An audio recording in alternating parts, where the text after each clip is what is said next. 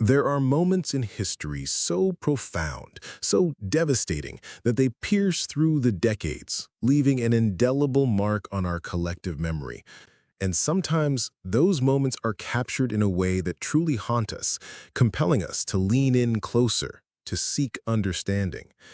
The 1930s, in the very heartland of America, was one such time, a period of unparalleled ecological catastrophe we know as the Dust Bowl.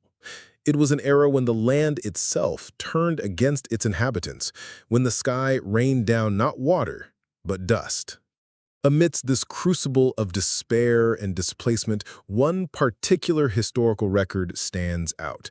For decades, the individuals within this potent, captured moment remained a mystery, anonymous figures, fighting against an invisible enemy that coated their very breath.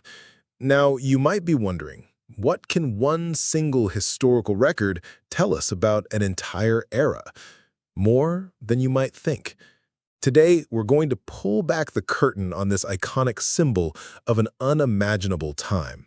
We'll unravel the story of the Dust Bowl itself, and then we'll strive to uncover the personal journey of the family etched forever into that powerful instant. Who were they? And what can their struggle teach us about resilience, environmental stewardship, and the enduring strength of the human spirit? It's a powerful, solitary testament, this historical record, to a time when the very air became an adversary. It speaks volumes without uttering a single word, embodying the desperation and perseverance of an entire generation. But to truly grasp its weight, we must first understand the stage upon which this drama unfolded. Imagine, if you can, the vast expanse of the Great Plains, once lauded as the nation's breadbasket, suddenly transforming into a landscape of utter desolation. This wasn't just a dry spell, it was an unprecedented ecological collapse triggered by a calamitous synergy of prolonged drought, decades of aggressive, unsustainable farming practices, and sheer economic desperation. Farmers, urged by government incentives and high wheat prices during World War I, had plowed millions of acres of fragile prairie grasslands. They stripped the land bare of its natural, deep-rooted vegetation, exposing the fine, rich topsoil to the relentless sun and wind. When the rains failed, beginning in 1930, the soil, now pulverized and unprotected, simply lifted into the atmosphere. The result was not just dust, but black blizzards, colossal dust storms that dwarfed mountains, sometimes reaching 10,000 feet into the sky. These airborne behemoths could travel thousands of miles, carrying millions of tons of topsoil, even depositing dust on the decks of ships hundreds of miles out in the Atlantic Ocean. For those living within the Dust Bowl, these storms were more than just an inconvenience. They were a daily terror, turning midday into pitch blackness, infiltrating homes, lungs, and every aspect of existence. It was against this backdrop of environmental cataclysm that countless individuals found themselves facing an uncertain, dust-choked future. The Dust Bowl wasn't merely a natural disaster, it was a complex tragedy where human actions amplified nature's fury. During the 1920s, an economic boom and the demand for wheat from a war-torn Europe led to what historians call the Great Plow-Up. Millions of acres of native prairie, whose deep-rooted grasses had held the soil for millennia, were turned over by farmers eager for quick profits. These new agricultural methods, like deep plowing, left the topsoil exposed and vulnerable. Even as warnings emerged from soil scientists about the fragility of the land, the push for expansion continued, sometimes by suitcase farmers who bought land purely for speculation, caring little for its long-term health. Then, the rain stopped. For nearly a decade, starting in 1930, drought gripped the Great Plains. Without the protective blanket of prairie grass or sufficient rainfall, the finely tilled soil simply turned to powder. When the fierce winds, characteristic of the plains, inevitably swept through, they picked up this pulverized earth, creating the monstrous dust storms. These weren't just nuisances, they were blinding, suffocating walls of black dust, sometimes moving at 60 miles an hour, turning day into night. Houses, roads, and entire fields would disappear under drifts of fine, gritty soil, sometimes as high as snowdrifts. The consequences were immediate and catastrophic.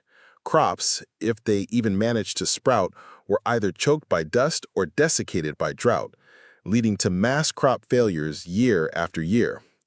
Farmers, already struggling through the Great Depression, lost everything. Banks foreclosed on their land, machinery was repossessed, and entire communities withered. Faced with starvation and no means of survival, hundreds of thousands of people, often called Okies or Arkies, regardless of their true origin, packed up with little they had and headed west, chasing rumors of work in California. Life in the Dust Bowl meant breathing dust, eating dust, and finding it settled in every crevice of your home. Children developed dust pneumonia, a debilitating lung condition, and the static electricity generated by the churning dust storms was so immense it could short out car engines and cause blue sparks to fly from people's fingertips. This was a land that had truly turned against its inhabitants, forcing a profound choice: stay and starve or leave and hope.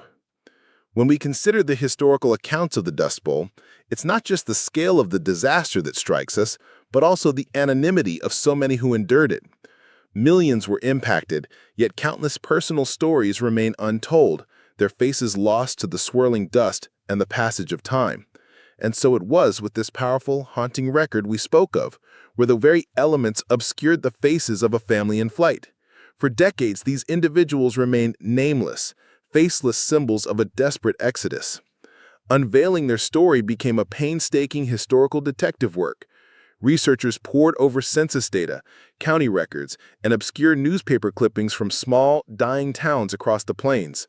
They sought out oral histories from survivors, tracking down distant relatives who might recall fragments of stories or faint family connections.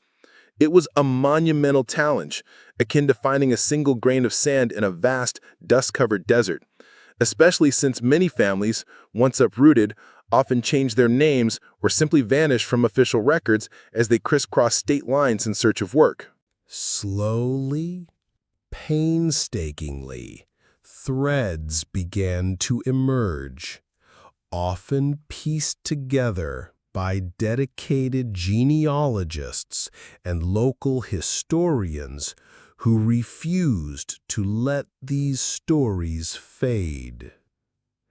They discovered that the individuals captured in such moments were rarely strangers to the land. They were often generational farmers, deeply rooted in communities that had suddenly ceased to exist. Their decision to leave was not made lightly, but was a last resort, driven by the gnawing fear of starvation and the knowledge that every day they stayed, they risked succumbing to dust pneumonia or having their last possessions seized. While the specifics of every single family remain elusive, these patient efforts often revealed common threads. The desperate journey west in overloaded jalopies, the indignities of migrant labor camps, the struggle for acceptance in new lands, and the sheer, raw determination to rebuild, even if it meant starting completely from scratch.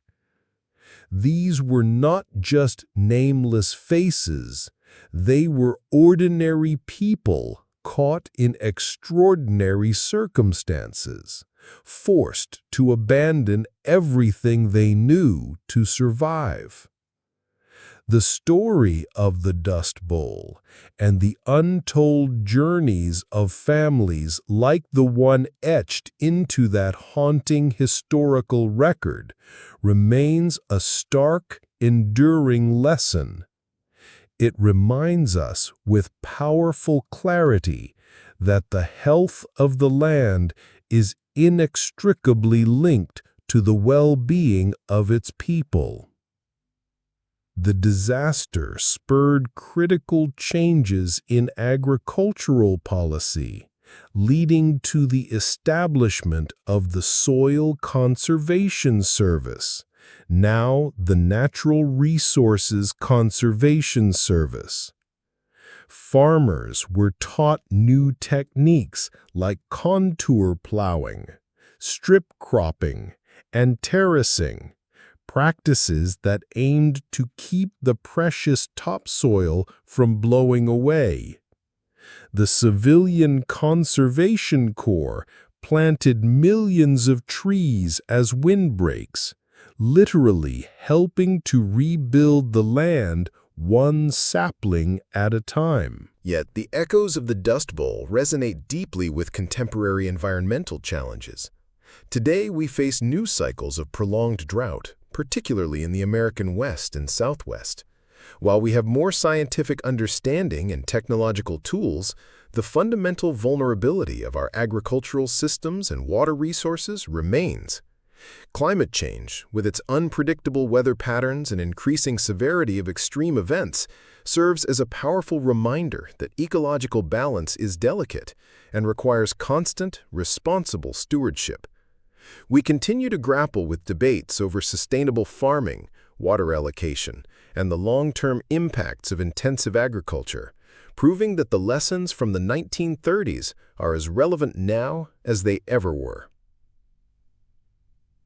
Ultimately, the power of that one compelling moment from the Dust Bowl era lies not just in its depiction of hardship, but in its testament to human resilience. These were people who lost everything, yet found the strength to pick up and move, to adapt, and to rebuild their lives from nothing. Their struggles underscore the vital importance of empathy for those displaced by environmental disaster or economic hardship, whether in the past or the present. By understanding their journey, we are not just remembering a historical event, we are honoring the human spirit and reaffirming our collective responsibility to learn from the past, ensuring that we cultivate a more sustainable and equitable future for generations to come. The Dust Bowl was more than just a period of drought and dust storms. It was a profound human drama, a cautionary tale written in parched earth and driven by desperate winds. From the ambitious plowing of the Great Plains to the haunting anonymity of families like the one captured forever in that powerful historical moment, we see a complex interplay of human aspiration, environmental vulnerability, and sheer perseverance. It's a story of mistakes made and lessons learned, a testament to how quickly prosperity can turn to desolation when we neglect the delicate balance of nature. As we reflect on this era and the resilient spirit of those who endured it, we're left with profound questions. What more can we do today to prevent such ecological catastrophes from recurring? How do we ensure that the lessons of the Dust Bowl are not forgotten, but actively applied in our approach to land, water, and climate? And perhaps most importantly, in a world still grappling with displacement and environmental challenges, how do we honor the enduring strength of the human spirit while fostering the empathy and understanding necessary to build a more sustainable and compassionate future for all? If this journey through the dust-choked plains and the enduring mystery of that haunting historical moment resonated with you, and if you believe in the power of history to illuminate our present and future, then please consider joining our community. Your support helps us continue to unearth these vital stories and share their profound lessons. So, if you found this exploration thought-provoking, give us a like, share this narrative with fellow history enthusiasts, and be sure to subscribe so you don't miss our next deep dive into the past. Together, let's keep these crucial conversations alive.